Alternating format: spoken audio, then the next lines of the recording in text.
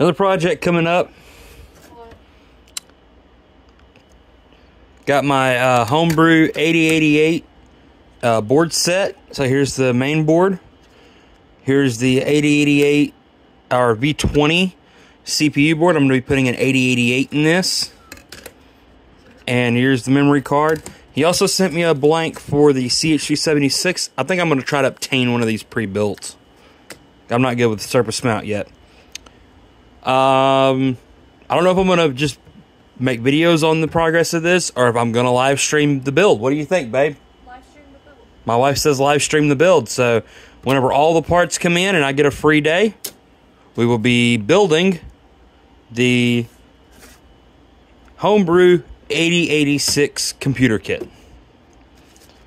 And you may or may not be seeing this board be built. This is the CH376.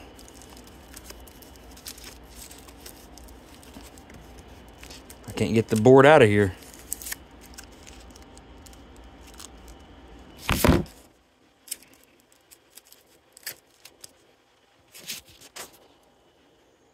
And here's the CH376 board set.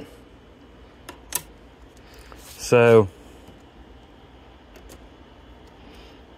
yep, y'all will be seeing this in a live stream.